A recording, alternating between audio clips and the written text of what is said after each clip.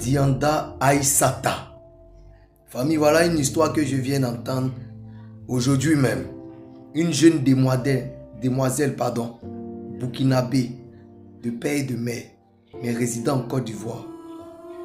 Cette jeune demoiselle-là, sa maman, elle a perdu sa maman très vite. Mais tellement intelligente, elle a préféré aller à l'école. Mais son père n'ayant pas le moyen, voyant la situation de ses petits frères, elle a accepté de faire un jossi, comme on le dit chez nous. Elle a accepté de faire des petits boulots. Et c'est ce petit boulot qu'elle faisait là, qu'elle a croisé quelqu'un.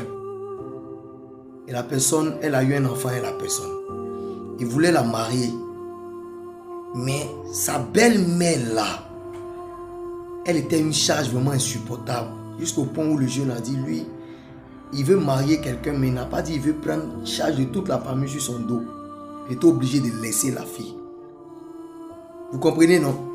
Et elle s'occupait de son papa avec ses maigres moyens, le petit boulot qu'elle faisait. Elle est très respectueuse, elle est bien.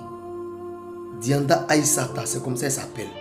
Elle s'occupait de son papa, de son petit frère qui va à l'école, qui est en 3e. Elle a dû arrêter l'école en 1er. Et il y a un autre monsieur qui l'a vu, il veut d'elle, il veut la marier. Et ils ont planifié le mariage, tout et tout. Mais ça a coïncidé que son papa est tombé malade. Dans la maladie de son papa, écoutez-moi bien famille, écoutez-moi bien. Dans la maladie de son papa, cette dernière-là s'est occupée de son papa. Elle prenait même salaire 2 mois en avance. Comme c'est quelqu'un qui était bien, ses patrons lui donnaient ça. C'est-à-dire elle part travailler 2 mois sans prendre salaire parce qu'elle a déjà pris 2 mois de salaire en avance pour aider son papa. Dans ça, son papa est décédé. Mais avant que son papa ne décède, il avait la volonté. Sa volonté, c'était que sa fille se marie à tout prix. Donc, après le décès de son papa, ils ont fait le mariage quand même. Mais avant le mariage, 1 semaine avant son mariage, son petit frère va faire un grave accident où tout sur lui est cassé, son bras est cassé. 1 semaine avant le mariage.